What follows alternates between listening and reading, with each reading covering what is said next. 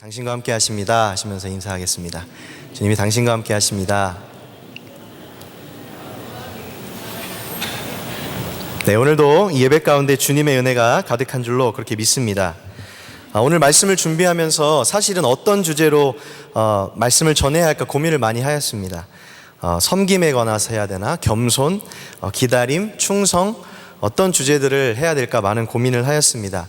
그런데 하나님께서 제게 주신 말씀은 천국 소망에 관한 것이었습니다. 그래서 오늘 말씀의 제목을 천국 소망으로 하였습니다. 몇 주 전에 문득 제 머리를 스쳐가는 그런 생각이 있었습니다.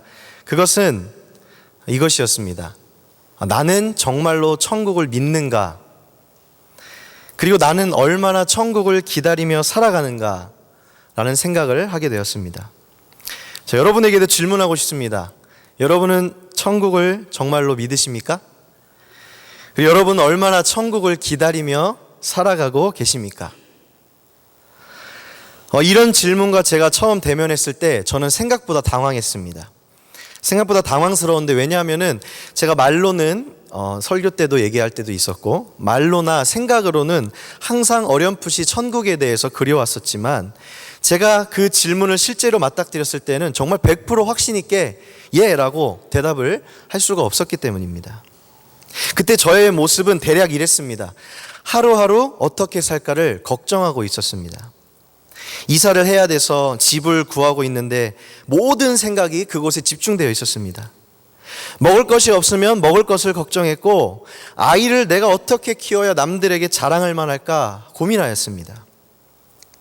이런저런 세상의 일들과 생각들로 머리와 마음이 가득가득 차 있었는데, 거기에 천국에 대한 소망은 전혀 찾아볼 수가 없었습니다.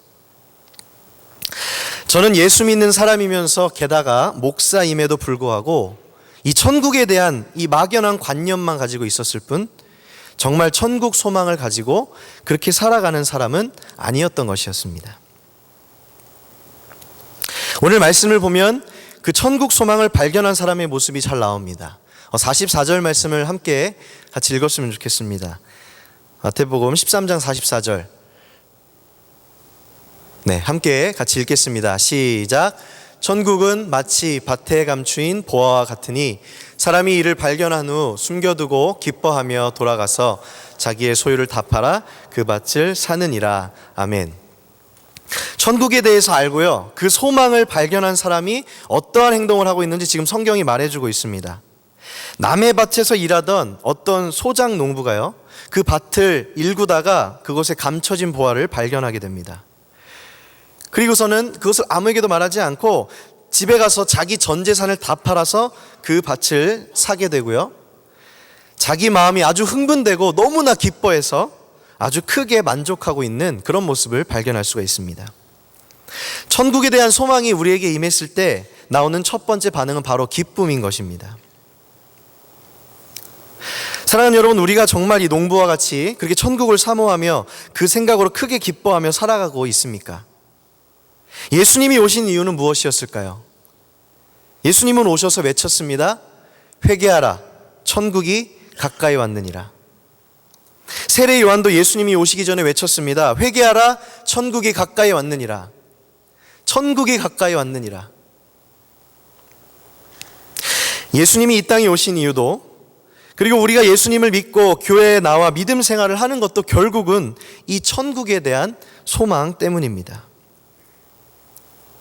우리가 예수쟁이라고 한다면, 우리가 크리스천이라고 한다면 이 천국 소망을 가슴속에 새기고 그렇게 살아가야 될 줄로 분명히 믿습니다. 사랑하는 여러분, 오늘 이 시간 우리가 천국 소망을 다시 한번 발견하고 우리 안에서 천국 소망이 새롭게 터져나오는 그런 시간 되기를 바랍니다. 그런데 아마 제가 했던 이 부끄러운 고백과 같이 아마 우리들도 이 세상의 여러 가지 일들에 치여서 아마 천국 소망이 그렇게 희미해진 그런 삶을 살아갈지도 모르겠습니다.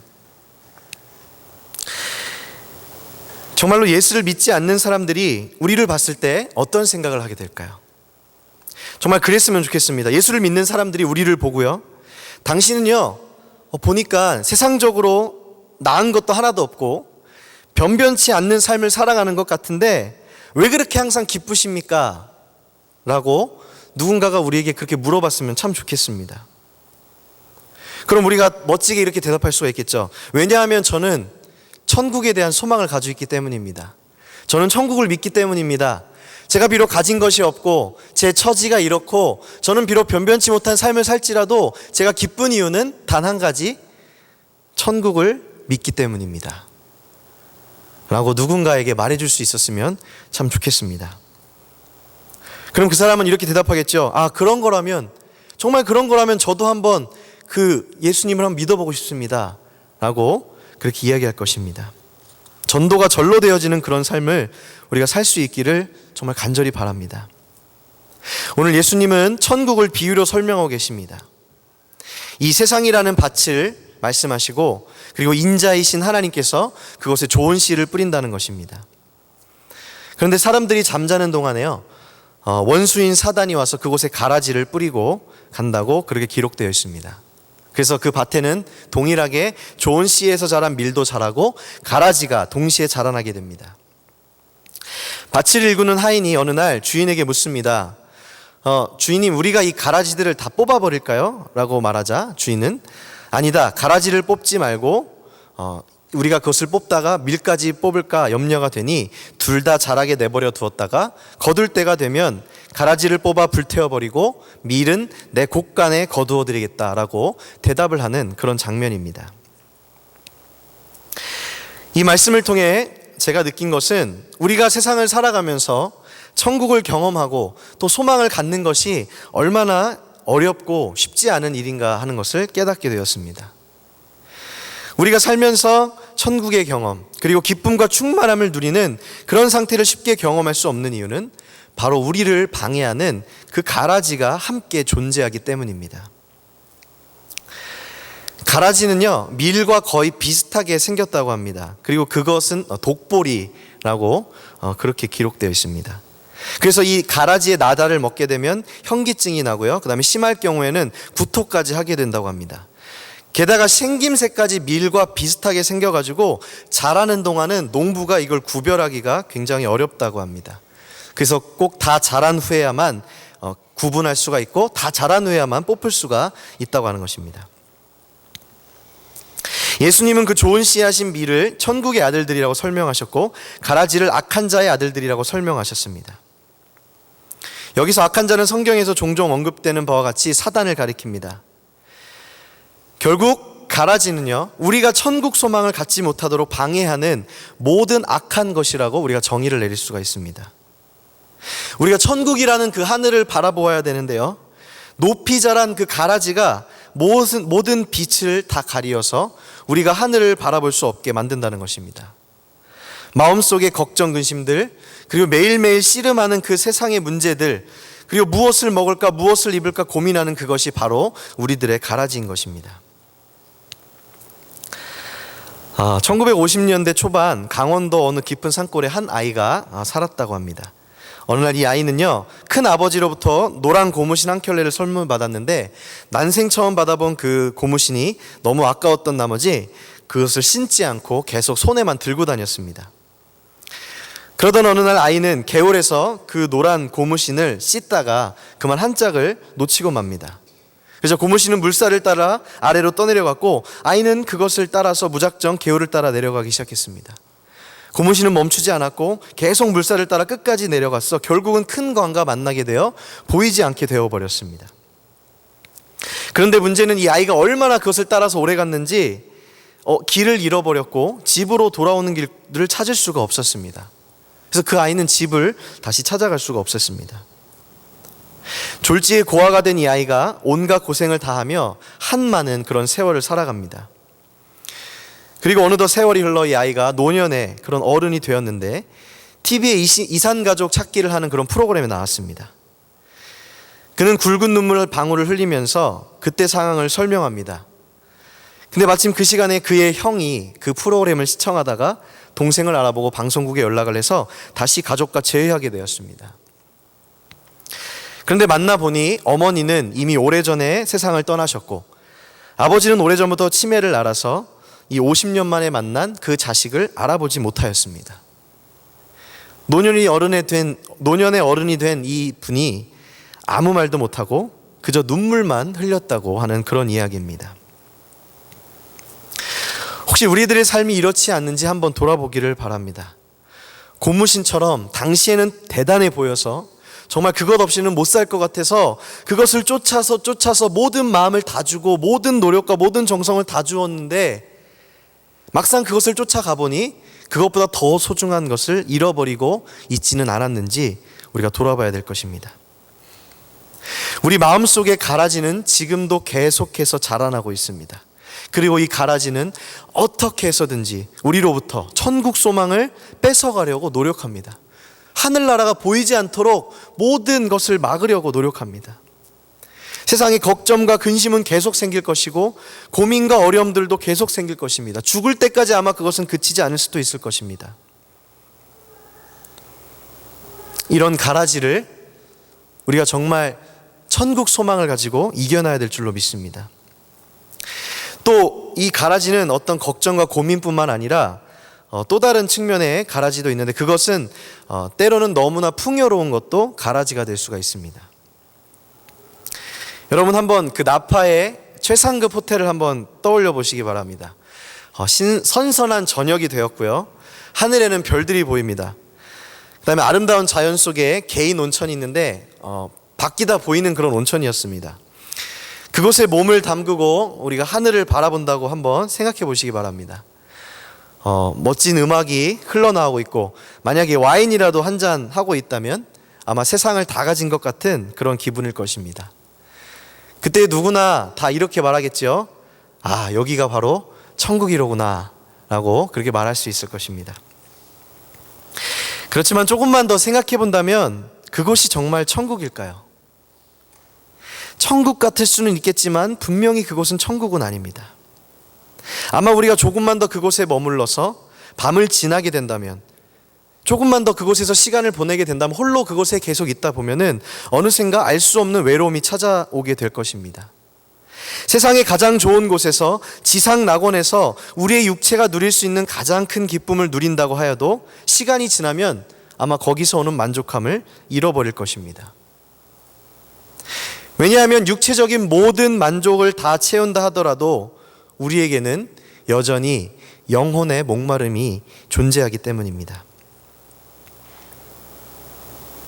세상 즐거움, 풍요로움 모든 것이 신기루 같아서 아마 그것이 천국처럼 느낄 수 있을 그럴 경우도 있습니다. 그렇지만 그것은 허상일 뿐이요 진짜 천국이 아닙니다. 도리어 천국 소망을 방해하는 가라지 같은 것입니다. 우리가 세상 즐거움, 편안함들을 계속해서 그것들을 추구한다면 그것들은 반드시 다음 단계를 요구하게 됩니다. 더 하자 그리고요, 더 달라고 합니다. 더 편안해지자고 하고 더 즐거움을 쫓자고 합니다.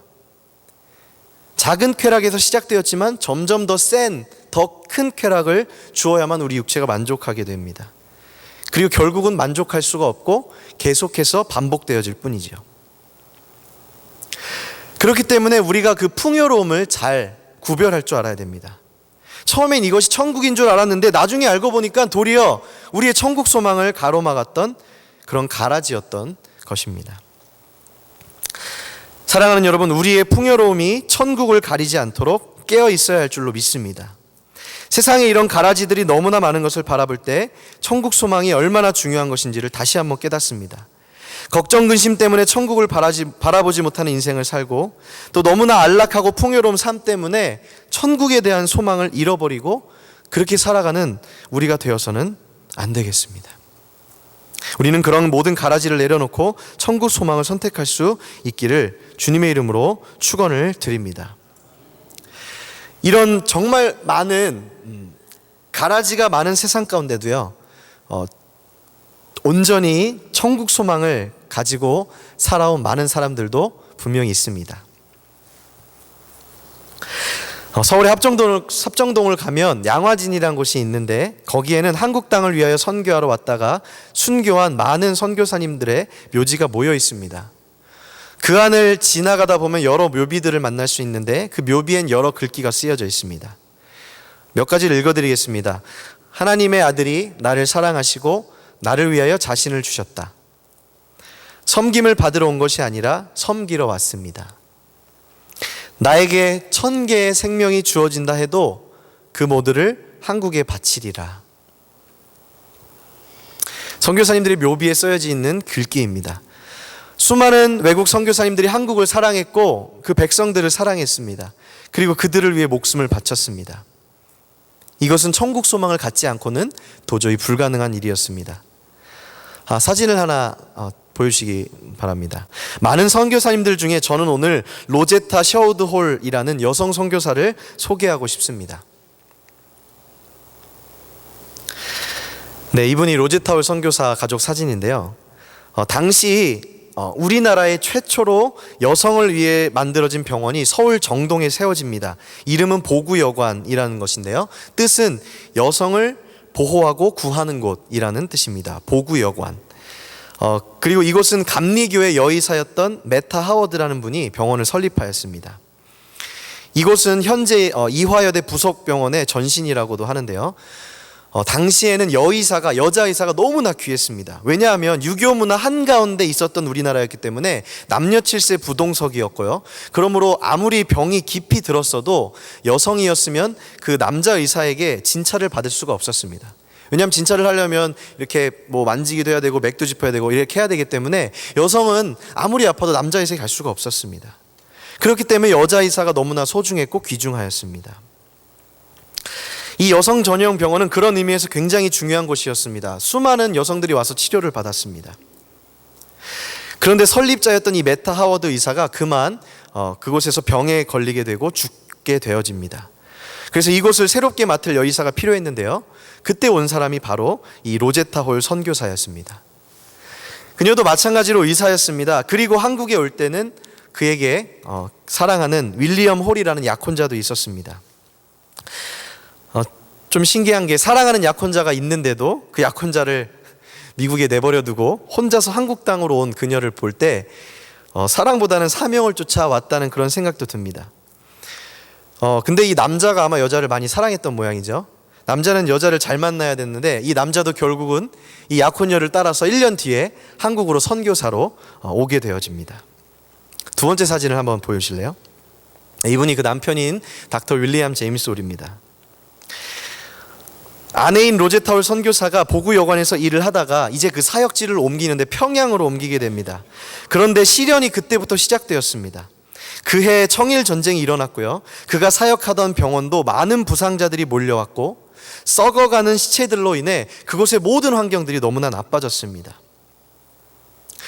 그래서 그 선교사님들의 신변의 위험을 우려한 감리교 서울 본부는 그 남편인 윌리엄 홀의 귀환을 계속 요청하였습니다. 돌아오라는 거죠. 거긴 지금 너무 위험하고 너무 어려우니까 빨리 돌아오라고 그렇게 요청하였습니다. 그런데 이 윌리엄 홀 선교사는 의사로서 환자들을 도저히 외면할 수가 없다며 평양에 계속 머물렀고요. 부상자 치료에 혼신의 힘을 다하다가 그는 여러 가지 과중한 힘든 일들과 감염으로 결국 운명하고 말았습니다. 결혼한 지 2년 5개월 만이었고 그의 나이 만 34살이었습니다. 남편을 잃은 로제타 홀 선교사는 슬픔에 잠겼고 휴식을 취하기 위해 미국으로 돌아갔습니다. 그녀가 두 아이를 데리고 평양을 떠나는 날 그를 알던 많은 평양 사람들이 몰려왔습니다. 그리고 그 사람들은 궁금했습니다. 과연 남편을 잃은 홀 부인은 어떻게 살아갈 것인가? 어떻게 될 것인가? 그때 당시에 한국인 정서로는 과부가 된다는 것은, 홀몸이 된다는 것은 인생이 끝났다고 할 정도의 일이었기 때문에 사람들은 홀 부인이 무척 힘든 삶을 살 거라고 생각했습니다. 그리고 절대로 다시는 이 남편을 잡아먹은 평양 땅에 오지 않을 것이다 라고 생각을 했습니다. 그러나 사람들의 예상을 깨고 그녀는 미국에 거하다가 3년 후에 한국 땅으로 돌아오게 됩니다. 3살짜리와 1살짜리 아이 둘을 데리고 들어옵니다. 그냥 온 것이 아닙니다. 그녀가 3년 동안 미국에서 한 일은요, 남편의 전기를 썼고 그걸 교회를 돌아다니면서 강연을 하고 간증을 하며 한국 땅을 위해서 모금 운동을 하였습니다. 그녀는 사람들에게 말했습니다. 저는 한국 땅에 돌아가야만 합니다. 저는 돌아가서 남은 일생 동안 남편의 일을 마저 해내야 됩니다. 나의 꿈은 남편의 이름으로 평양에 병원을 세우는 것입니다.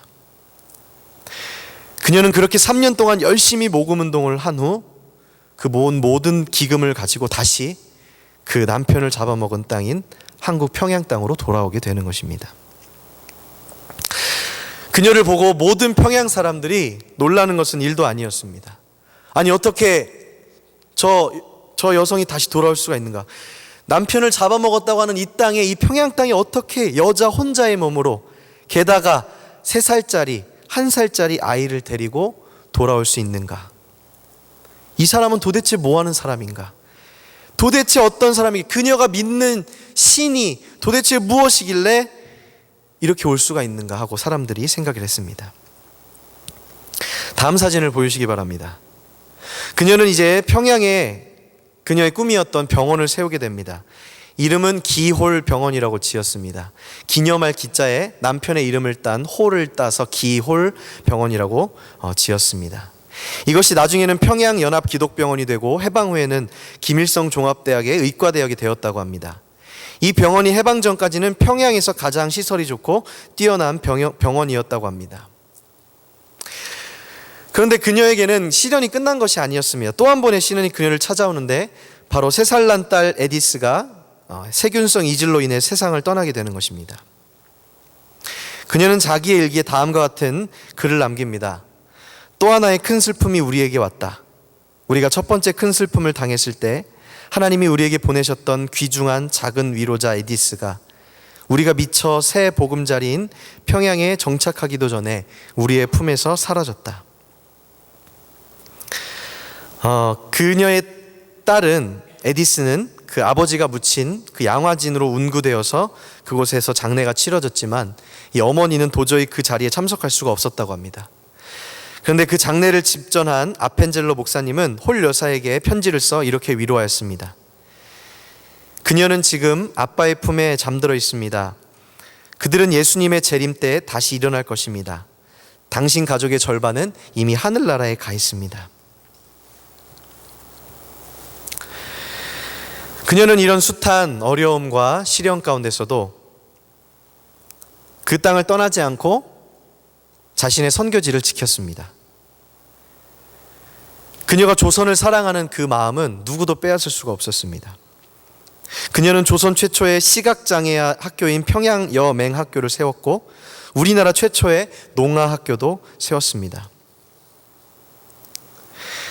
이 이야기를 듣고 이 이야기를 읽으면서 참 많은 감동이 있었습니다. 무엇이 그녀를 견뎌낼 수 있도록 하였을까요?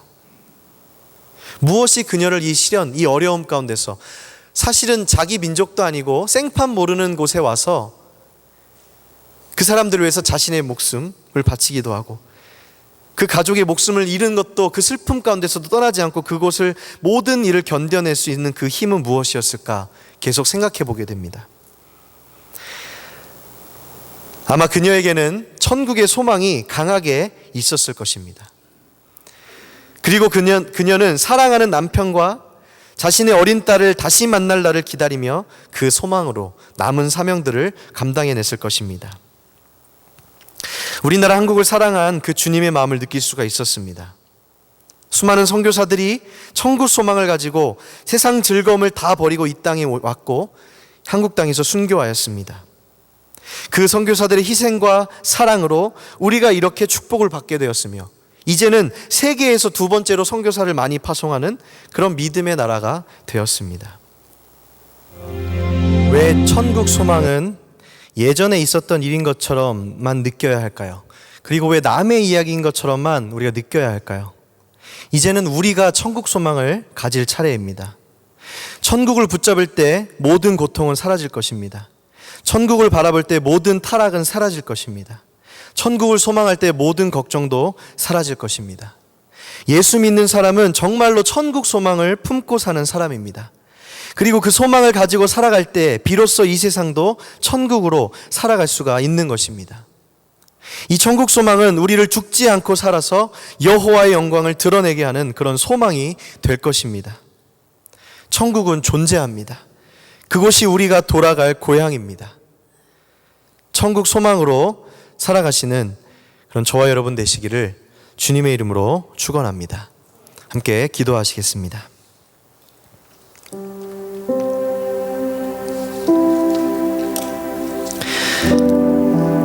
우리가 살아가면서 너무나 많은 가라지 때문에, 너무나 많은 세상 걱정 때문에, 너무나 많은 세상 염려 때문에 주님 천국을 생각지도 않고 소망이 없다고 매일 한탄했던 것을 주님 회개합니다.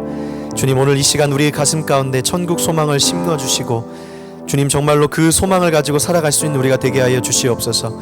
비록 변변치 못한 삶을 살지라도 이 천국 소망을 가지고 살아갈 때 항상 기쁘고 즐거우며 사람들로부터 항상 기쁨이 넘치는 그 모습을 통하여서 정말로 주님의 복음을 전할 수 있는 그런 우리들이 되게 하여 주시옵소서. 하나님, 이제 천국 소망을 갖기를 소망합니다. 이 천국 소망이 우리를 살리는 역사가 일어나게 하시고 정말 그 소망만을 붙잡고 살아가는 저희들이 되게 하여 주시옵소서. 혹시나 풍요로움 때문에 나태해져서 그 소망이 가려지진 않았습니까? 하나님, 모든 것들을 다 주님 분별케 하여 주시고 깨어서 주님을 바라보며 그 천국의 소망을 갖도록 인도하여 주시옵소서. 주님, 그 천국이 우리가 돌아가야 될 고향입니다. 주님, 그것을 바라보며 나아갑니다. 주님, 함께하여 주시옵소서. 감사드리며 예수님의 이름으로 기도하였습니다. 아멘. 우리 결심 찬양 함께 찬양하시겠습니다. 나 지금은 비록 땅을 벗하며 살지라도 내 영혼 저 하늘을 디디며 사네. 내 주님 계신 눈물 없는 곳 저 하늘에 숨겨둔 내 소망 있네. 보고픈 얼굴들 그리운 이름들 많이 생각나. 때론 가슴 터지도록 기다려지는 곳 내 아버지 넓은 품날 맞으시는 저 하늘에 쌓아둔 내 소망 있네. 주님 그 나라에 이를 때까지 순례의 걸음 멈추지 않으면 어떤 시련이 와도 나 두렵지 않네. 주와 함께 걷는 이 길에 한 번 더 찬양합시다. 나 지금은 비록 땅을 벗하며 살지라도 내 영혼 저 하늘을 디디며 사네. 내 주님 계신 눈물 없는 곳 저 하늘에 숨겨둔 내 소망 있네. 보고픈 얼굴들 그리운 이름들 많이 생각나. 때론 가슴 터지도록 기다려지는 곳 내 아버지 넓은 품날 맞으시는 저 하늘에 쌓아둔 내 소망 있네. 주님